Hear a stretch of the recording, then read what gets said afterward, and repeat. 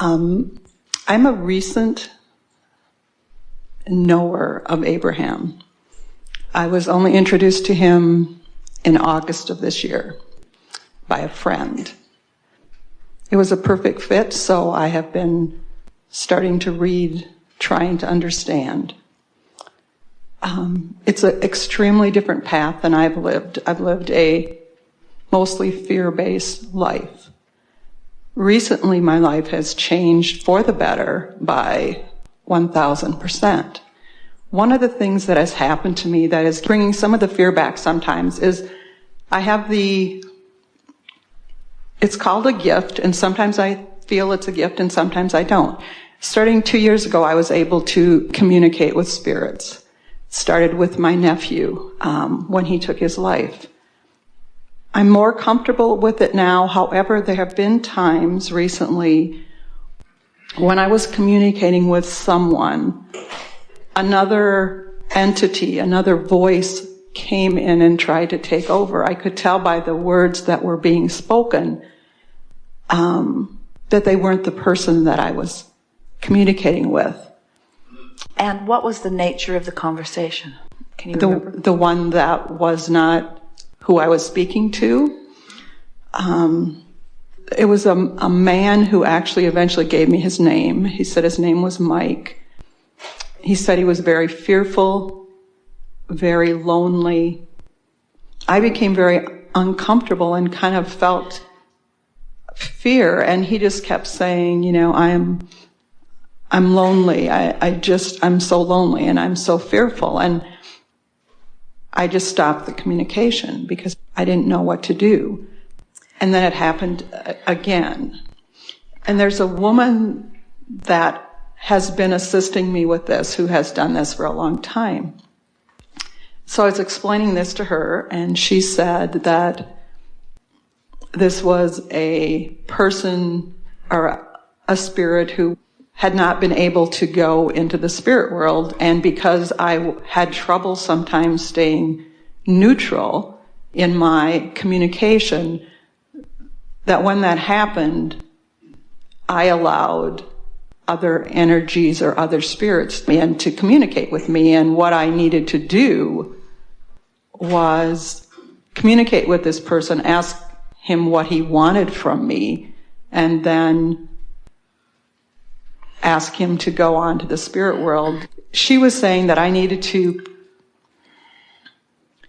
be firmer in my power and ask for all unwanted energy to go away, which I've been doing. But now, as I'm hearing about the law of attraction, I'm wondering if when I'm saying all unwanted things need to go away, if I'm doing the opposite. Well, it's not necessarily that you're doing the opposite. It's just that that's not the way to make something go away that you want to go away. It didn't come without your invitation, and it won't go away with your demand. And it's all right. Now, we can explain this easily to you, and this will make perfect sense to you, and you'll know what to do, and all is very well about it. Okay. First, we want to say that the reason that we ask the nature of the conversation is because when you talk about having been afraid and how things are really improving for you, we can feel your energy has been shifting dramatically recently.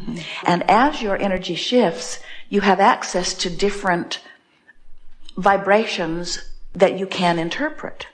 Now, everyone has the potential to interpret vibration. As we're visiting with you here, we're not whispering words to Esther that she's repeating.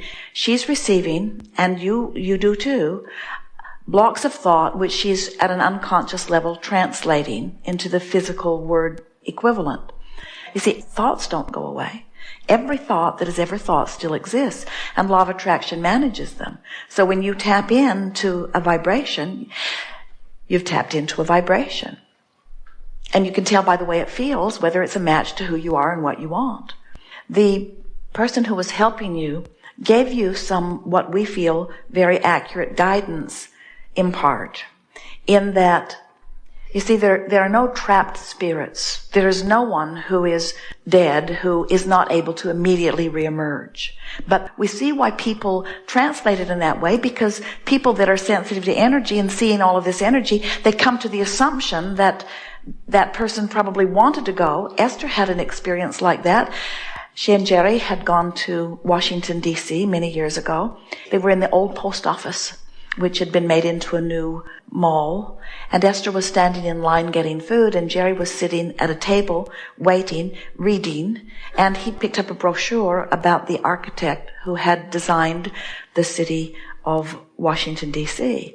And when Esther came back to the table, Jerry began reading about this man. He had come from France. He had completely designed the city. It was a magnificent design.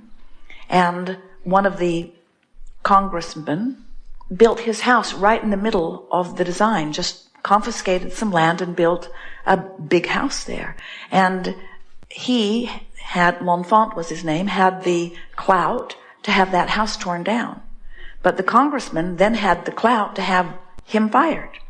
And so he was sent back to France, and then they used his design to build the city. And he died never getting any credit for it. So as Jerry's reading this to Esther, Esther begins to feel sadder than she had ever felt in her life. Esther, happy girl, listening to this story, tapping into the vibration of it, got sadder and sadder and sadder. It was a very long article. And then Jerry got to the next part of the article where it explained that after his death, they had realized the error of their ways, and they had erected a monument and put it in the middle of a park called L'Enfant Plaza in honor of this architect. And suddenly, Esther is turning cartwheels inside.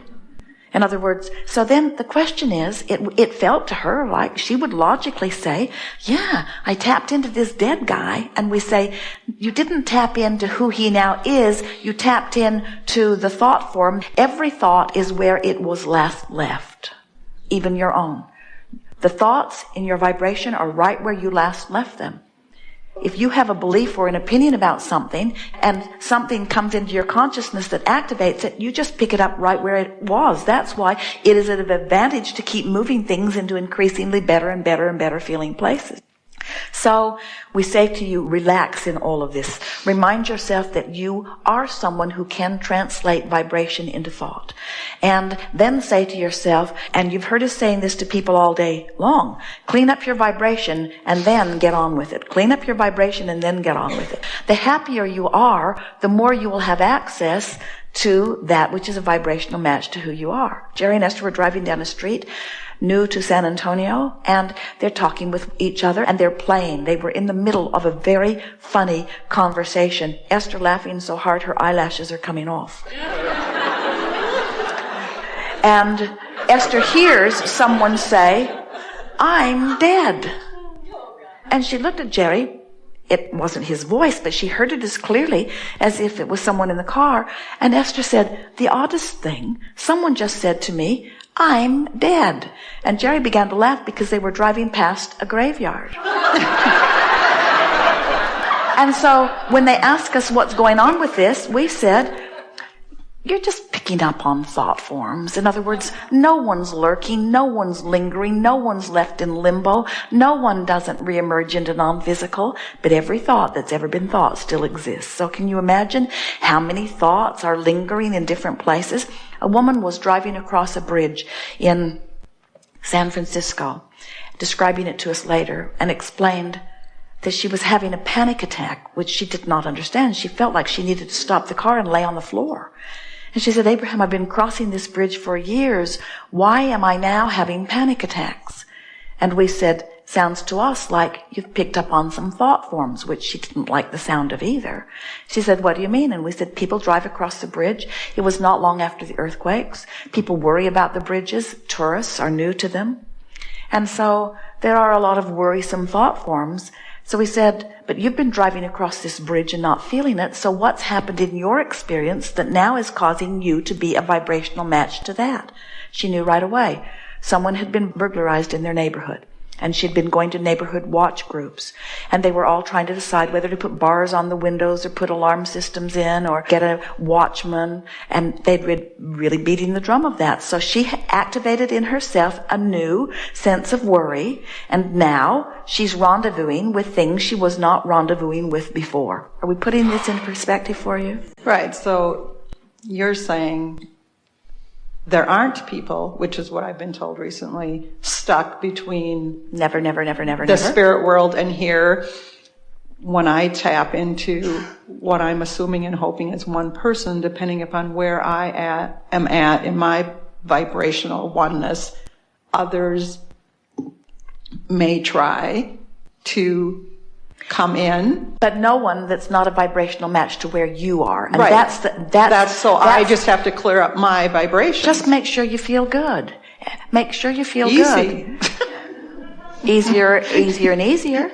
Just make sure you feel good before you open yourself to reception. But it's no more risky for you to not clean up your vibration before you tap into that conversation than it is to not clean up your vibration before you go to your art class. In other words, it's the same thing. You're going to pick up whatever's active in you. It's the same for everyone all the time. There is no assertion, so you get what matches the vibration of your being. It's just feedback. And when something like that happens, it causes you to intend more clearly, to ask more clearly for what you do want, you say. All is well. It's intending instead of trying to drive away unwanted things. It's just intending the things that you want. And knowing that there's no reason to try to drive something away because nothing asserted itself into your experience to begin with.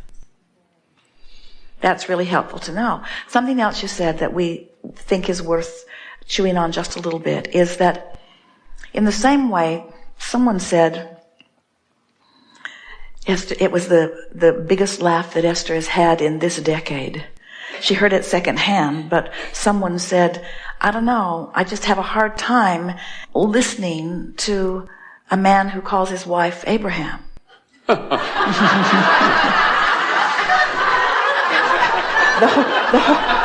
whole Abraham phenomenon was just sort of wacky. He calls his wife Abraham. What could possibly be going on over there? We refer to ourselves as a collective consciousness. We are not singular. And nothing that you receive is. In other words, it's streams of consciousness. And so even when you tap into someone who says they're lonely and it feels like the voices are changing, what's happening is there are rivers or streams of consciousness. In other words, we said to you that every thought that's ever been thought still exists, and law of attraction causes a coalescing of those thoughts, which sort of produces a stream. And so then when something happens in your life that causes you to activate a vibration, now you have access to those sorts of things. And it's particularly interesting for someone like you who can read energy. For years, Esther could not go in a bookstore. The bookstore just made her crazy. There was too much competing conversation, not people, but the ideas in the bookstore. It wasn't until Esther aligned with who she is that she could take any pleasure at all from going into a bookstore. When you are a reader of energy, it really behooves you to tend to your own vibrational gap. And so, just be easy about it and enjoy it. We're not encouraging you to stop it at all. We're encouraging you to continue the conversations and watch the improvement in the content of them as you clean up your vibration and get feeling better and better. If someone said, as you did, I am in a strong place of fear, we would say, then sort of keep to yourself until you get it cleaned up. And then you went on to say, and I'm feeling ever so much better. And we say, good for you. In other words, feeling better is the key, isn't it? Right. It's the precursor to everything. Right. Yes.